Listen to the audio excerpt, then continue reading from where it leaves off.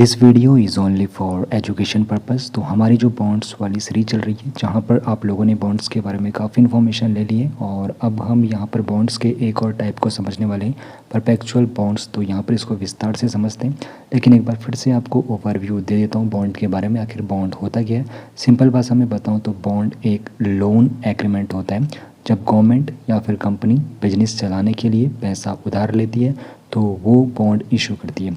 आप जब बॉन्ड खरीदते हो तो फिर आप उस एंटिटी को पैसा उधार दे रहे होते हो, बदले में आपको फिक्स्ड इंटरेस्ट, जिसको कूपन कहते हैं, वो मिलता है। और मैच्योरिटी पर जो आप लोगों का प्रिंसिपल अमाउंट होता है, यानी कि जो आपका मूलधन होता है, वो आपको वापस मिल जाता है।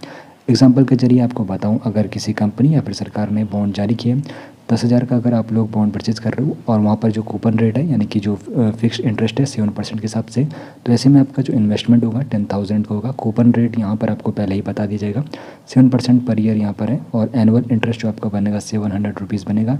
मैच्योरिटी इस बॉन्ड की 5 साल की है, और टोटल रिटर्न आपका जो यहाँ पर रहेगा 10,000 आपका यहाँ पे मैच्योरिटी के टाइम होगा, और टोटल यहाँ पे इंटरेस्ट आपका 3500 बनेगा।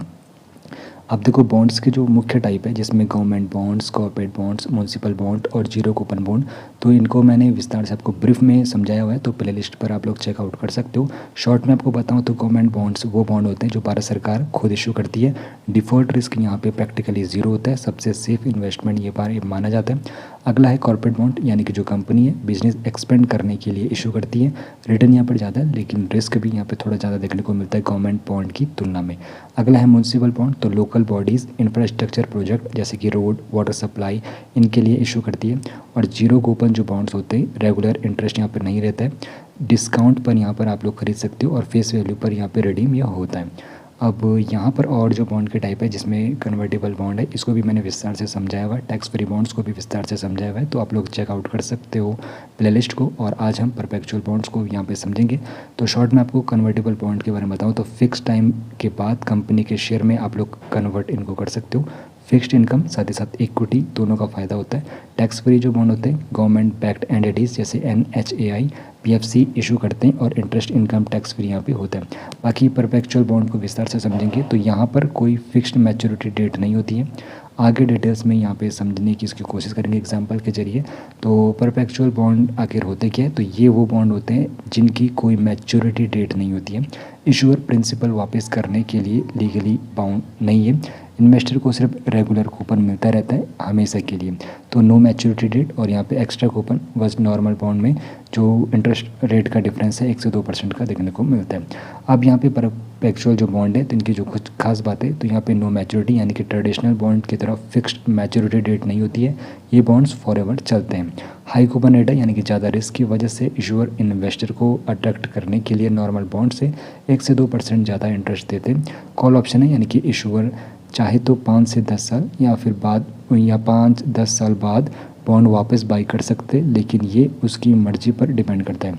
और इश्यूड यहाँ पे मेनली बाई बैंक ही होता है। इंडिया में मोस्टली बैंक जैसे कि SBI, PNB अपनी Tier 1 कैपिटल जो रिक्वायरमेंट है, तो उनको पूरी करने के लिए इनको इशू करते हैं। अब रिस्क फैक्टर जो है समझना यहाँ पे ज़रूरी है। तो अगर बैंक फाइनेंशियली वीक हो जाए तो परपेचुअल बॉन्ड सबसे पहले राइट ऑफ हो सकते हैं, यानी इन्वेस्टर का पूरा पैसा डूब सकता है। तो यहाँ पर केस स्टडी में आपको बताऊँ तो येस बैंक का 81 बॉन्ड्स 2020 वाला, तो येस बैंक के परपेचुअल 81 बॉन्ड्स इस रिस्क का सबसे बड़ा यहाँ पर एग्जांपल है, जहाँ इन्वेस्टर का पैसा कम्प्लीटली वाइप आउट हो गया था। तो रिस्क और रिवॉर्ड का जो यहाँ पर है, तो नॉर्मल बॉन्ड से ज़्यादा इंटरेस्ट है, प्रिंसिपल वापस मिलने की गारंटी नहीं है, बैंक वीक होने पर राइट ऑफ पॉसिबल है, लिक्विडिटी कम हो सकती है। बाकी परपेचुअल बॉन्ड में कौन इन्वेस्ट करे, तो रेगुलर हाई इनकम जो चाहते हैं तो ये इन्वेस्टर सूटेबल है। लॉन्ग टर्म के लिए पैसा लॉक करने में कंफर्टेबल है, तो वो सूटेबल उनके लिए रहने वाला है। रिस्क समझते हैं और हैंडल कर सकते हैं, और इंस्टीट्यूशनल इन्वेस्टर और एक्सपीरियंस जो HNIs है वो यहाँ पे इन्वेस्ट कर सकते हैं। बाकी रिटेल जो इन्वेस्टर है तो जनरली रिकमेंड नहीं किया जाता है, क्योंकि कॉम्प्लेक्सिटी और रिस्क दोनों ज़्यादा होते हैं। बिना प्रॉपर रिसर्च और रिस्क एपेटाइट समझे यहाँ पे इन्वेस्ट करना यहाँ पे नुकसानदेह साबित हो सकता है। ज़्यादा सूटेबल है इंस्टीट्यूशनल इन्वेस्टर और एक्सपीरियंस जो HNI है उनके लिए। बाकी यहाँ पे कंक्लूजन निकल रहा है, तो बॉन्ड्स एक स्टेबल और प्रेडिक्टेबल इनकम देने वाला इन्वेस्टमेंट टूल हैं, लेकिन हर टाइप का अपना रिस्क रिटर्न प्रोफाइल होता है। परपेचुअल बॉन्ड सबसे इंटरेस्टिंग लेकिन रिस्क की कैटेगरी है, हाई रिटर्न के साथ हाई रिस्क यहाँ पर भी है। तो कोई भी बॉन्ड में इन्वेस्ट करने से पहले अपने रिस्क एपेटाइट और फाइनेंशियल गोल को जरूर चेकआउट कर लेना चाहिए। बाकी निवेश से पहले फाइनेंशियल एडवाइजर से ही एडवाइस लेनी चाहिए, बिना रिसर्च के निवेश नहीं करना चाहिए।